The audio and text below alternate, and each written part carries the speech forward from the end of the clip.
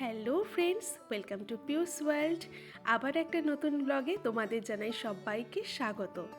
আজকে নিয়ে চলে এসেছি একটা দারুণ সুন্দর মনোমুগ্ধকর শ্বেত শুভ্র মন্দির দর্শনে।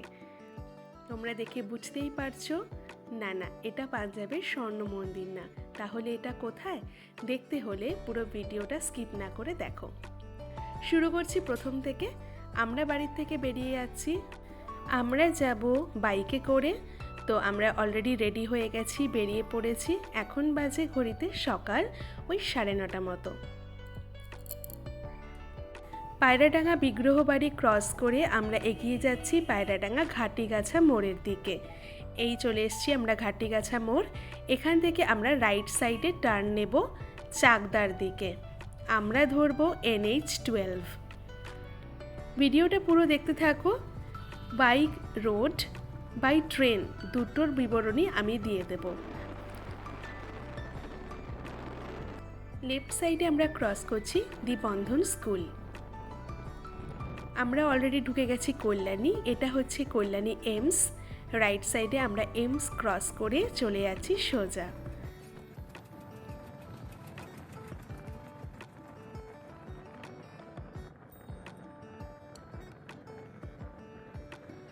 আমরা এখন ক্রস করছি ঈশ্বরগুপ্ত সেতু।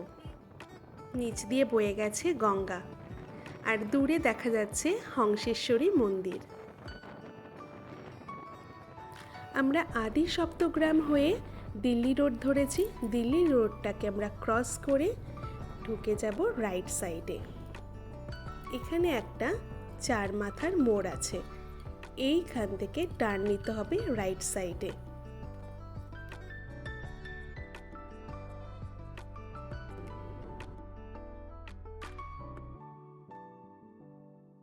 এবার সোজা একটা স্ট্রেট রাস্তা। এটাই পুরো একটা গ্রামের মধ্যে দিয়ে আমরা চলে যাব আমাদের গন্তব্যস্থলে। ডান দিকে পড়বে গ্রিন ভিউ পিকনিক স্পট। এখানে চারিদিকে আমি দেখতে পেলাম অনেক পিকনিক স্পট আছে। চারিদিকেই শুধু পিকনিক স্পট, বড় বড় আম গাছ, আর সেগুলোকে পিকনিক স্পট করে দেওয়া হয়েছে। এবার এরকম একটা মোড়ে একটা মন্দির পড়বে, ঠিক তার ডান দিক ধরে আমাদের এগিয়ে যেতে হবে। আমরা চলে এসেছি আমাদের গন্তব্যস্থলে।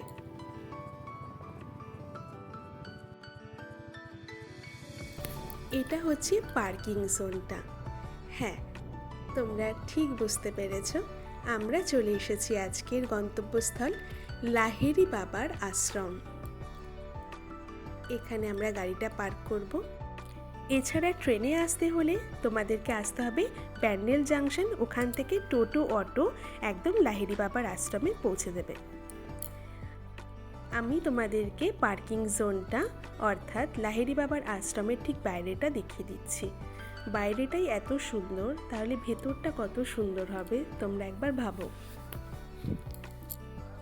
অনেক বড় পার্কিং জোন আর ভীষণ নিরাপদ। এই হচ্ছে মেন এন্ট্রেন্স। আশ্রমে কোনো প্রবেশ মূল্য লাগে না। ঢুকতেই দুদিকে অসংখ্য ফুলের সমারোহ চোখে পড়বে, আর দুই দিকে দুটো হাতির মূর্তি আছে, আর ডান দিকে রয়েছে একটা ফোয়ারা, আর দূরে রয়েছে শিব মূর্তি। এবার চলো বন্ধুরা, তোমাদেরকে পুরো আশ্রমটা সুন্দরভাবে দেখাই। দেখো কত রাজহাঁস এখানে খেলা করছে। বাচ্চা বড় সবারই এই জায়গাটা ভীষণ ভালো লাগবে আশা করি। আর চারিদিকে অসংখ্য ফুল, গোলাপের বাগান রয়েছে এখানে। এই মন্দিরের বেশ কিছু নিয়মাবলী আছে। মন্দিরের দর্শনার্থীদের মার্জিত পোশাকেই প্রবেশ করতে হবে। পুরুষ দর্শনার্থীরা বারমুন্ডা, হাফ প্যান্ট ও মাথায় টুপি পরে প্রবেশ করতে পারবে না। টুপির ক্ষেত্রে ব্যতিক্রম শিখ ও ইসলাম ধর্মাবলম্বীরা আছেন। মহিলা দর্শনার্থীদের ক্ষেত্রে শাড়ি যারা পরে আছেন তারা শরীরে আর মাথায় আঁচল দিয়ে ঢাকতে হবে। আর সালোয়ার পরে আছেন যারা, তাদের ওড়না বা দোপাট্টা দিয়ে শরীর ও মাথা ঢেকে রাখতে হবে। মিনি স্কার্ট, হাফ প্যান্ট এই মন্দিরে পরে প্রবেশ নিষিদ্ধ। বাঁদিকে রয়েছে এরকম সুন্দর দুর্গা মূর্তি, যা 4 জন পালকিতে করে মা দুর্গাকে বহন করে নিয়ে যাচ্ছেন। অতি সুন্দর হস্তশিল্প। আর ঠিক ডান দিকে রয়েছে একটা দুর্গা মন্দির, দুপাশে রয়েছে সিংহ মূর্তি।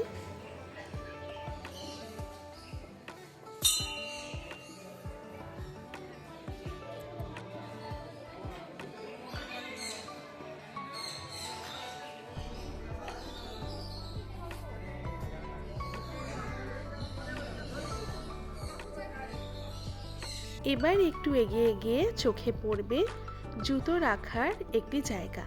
এখানে এরকম বস্তা দেওয়া আছে, বস্তায় নাম্বারিং করা আছে, এরকম টোকেন কাটতে হবে, পার জুতো 2 টাকা মাথা পিছু রেখে যেতে হবে। এবার মন্দিরে ঢুকেই প্রথম কাজটা হচ্ছে ভোগের কুপন কেটে রাখা। বাঁদিকে চোখে পড়বে এই অফিস, এখানে সকাল 11টা অবধি ভোগের কুপন বিতরণ করা হয়। আমরা এখানে প্রসাদও কিনেছিলাম, 15 টাকা করে প্যাকেট। এই হচ্ছে প্যাকেট। আমরা ভোগের কুপন কেটে নিয়েছিলাম 80 টাকা করে মাথা পিছু। এটা কেটে তারপর মন্দিরে প্রবেশ করা উচিত, কারণ 11টা অবধি ভোগের কুপন দেয়া হয়। এবার আমরা মেন মন্দিরে ঢুকে গেছি। মেন মন্দিরে ঢুকতেই অসম্ভব সুন্দর সব হস্তশিল্প চোখে পড়বে। মন্দিরটার চারিদিকে এত সুন্দর গাছ আছে যে তীব্র দাবদাহের মধ্যে গেলেও একটু গরম লাগবে না। মন্দিরটা ভীষণই ঠান্ডা।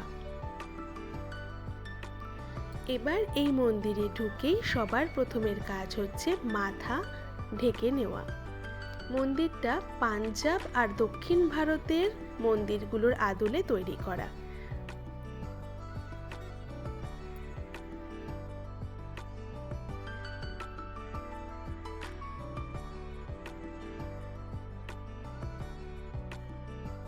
মন্দিরে প্রবেশ করার আগে মন্দিরের বাঁদিক এবং ডান দিকে ছোট ছোট 2টো মন্দির আছে, সেই মন্দির দর্শন করার পরেই মেন মন্দিরে ঢুকতে হবে।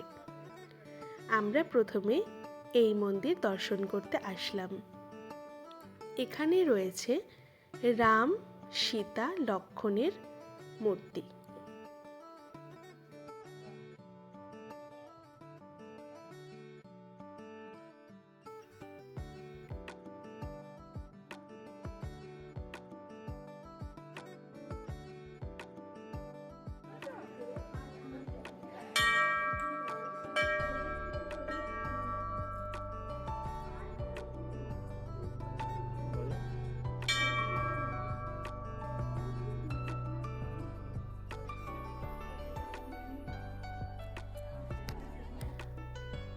আর অপর পাশে রয়েছে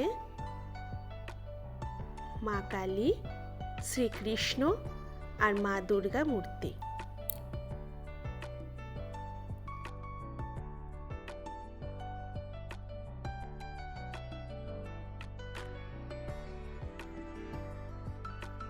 চোখ জুড়িয়ে যাবে মূর্তি দেখে, অসম্ভব সুন্দর সব মূর্তি।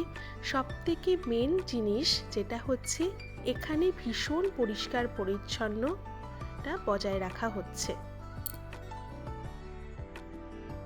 দুদিকের মন্দির দর্শন করার পর আমরা মেন মন্দিরে প্রবেশ করি, কিন্তু মেন মন্দিরে কোনো রকম ক্যামেরা অ্যালাউড না, তাই জন্য আমরা কোনো ভিডিও এখানে দিতে পারছি না। এই হচ্ছেন লাহিড়ী বাবা, এনারই মূর্তি ভেতরে রয়েছেন। এবার আসি চলো লাহিড়ী বাবা কে তার বর্ণনায়। লাহিড়ী বাবার পুরো নাম শ্যামাচরণ লাহিড়ী।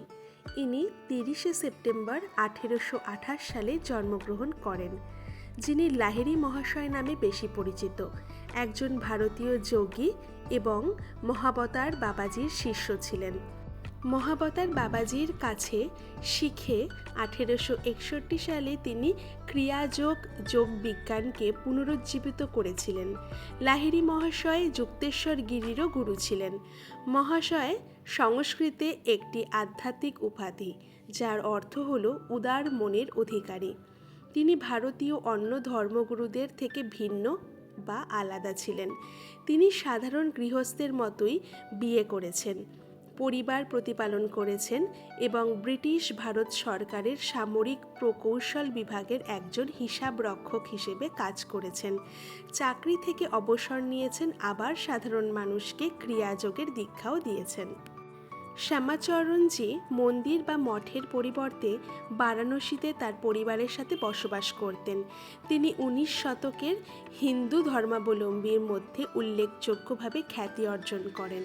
লাহিড়ী মহাশয়ের প্রপৌত্র শ্রী সত্যচরণ লাহিড়ী মহাশয়ের শিষ্য মহামহোপাধ্যায় ডক্টর অশোক কুমার চট্টোপাধ্যায় মহাশয় রচিত পুরাণ পুরুষ যোগীরাজ শ্রী শ্যামাচরণ লাহিড়ী মহাশয় গ্রন্থে লাহিড়ী মহাশয়ের বিস্তারিত জীবন বৃত্তান্ত রয়েছে।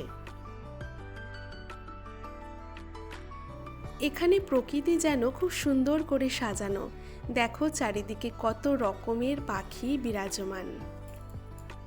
মহাশয়ের মন্দিরের ঠিক সামনেই রয়েছে অসম্ভব সুন্দর রথের মূর্তি। কুরুক্ষেত্রের যুদ্ধের সময় শ্রীকৃষ্ণ অর্জুনকে নিয়ে যখন কুরুক্ষেত্রের যুদ্ধে নামেন সেই সময়কার মূর্তি। মন্দিরের পাশেই রয়েছে এই মন্দিরেরই গেস্ট হাউস।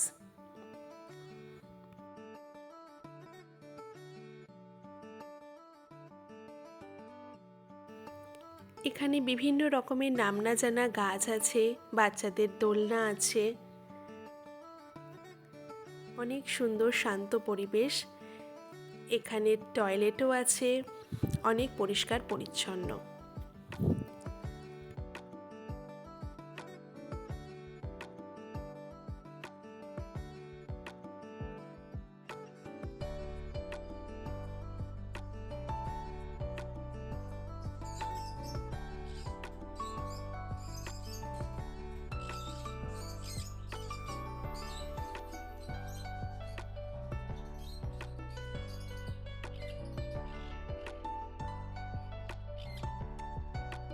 সমস্ত জাতি ধর্ম বর্ণ নির্বিশেষে বলার একটাই কারণ, এখানে নামাজ পড়ার জায়গার সাথে সাথে খ্রিস্টানদের প্রার্থনা করারও জায়গা রয়েছে।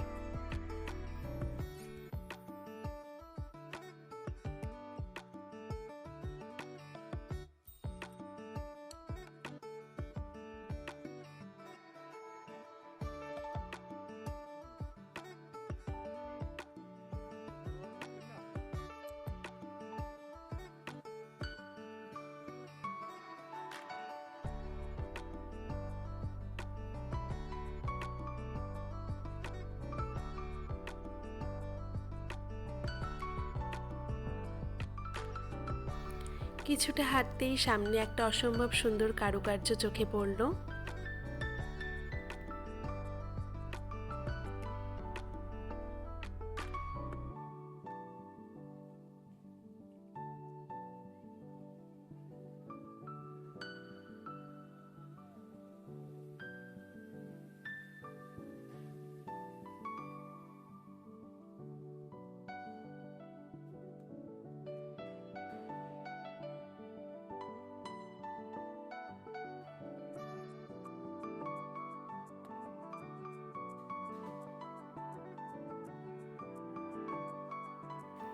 আর এই আশ্রমের একটা বিশেষ আকর্ষণ এই স্থানটি। ভীষণ সুন্দরভাবে জল পড়ছে ওপর থেকে, মন্দিরটার চারিদিক থেকে ঝর্ণার মতন জল ঝরে পড়ছে। আর এই মন্দিরের মধ্যে বিরাজমান রয়েছেন মহেশ্বর স্বয়ং।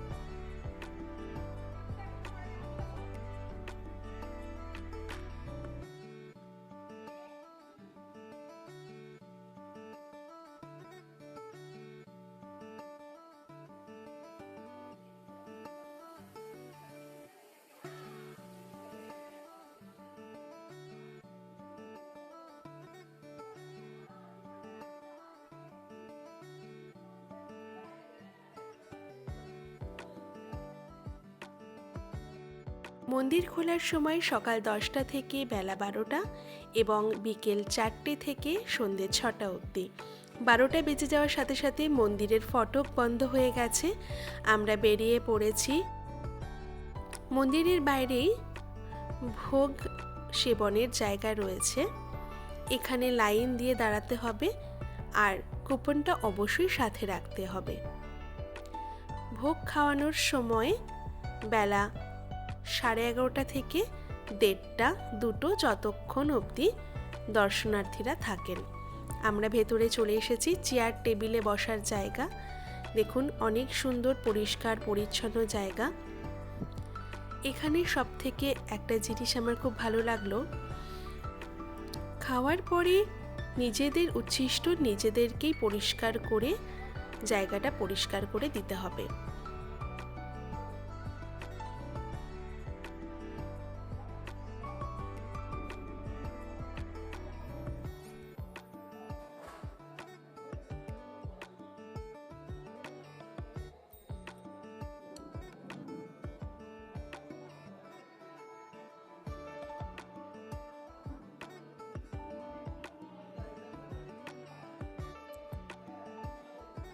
ভোগের থালায় ছিল সাদা অন্ন, ডাল, একটা তরকারি, ফুলকপি আলুর তরকারি, পাঁপড় আর চাটনি, আর একদম শেষে ছিল পায়েস। আমার চ্যানেলে নতুন হলে অবশ্যই সাবস্ক্রাইব করে পাশে থাকবে। ভিডিওটি কেমন হলো একটা কমেন্ট করে জানাবে। আর দেখা হবে নেক্সট ব্লগে। Thanks for watching.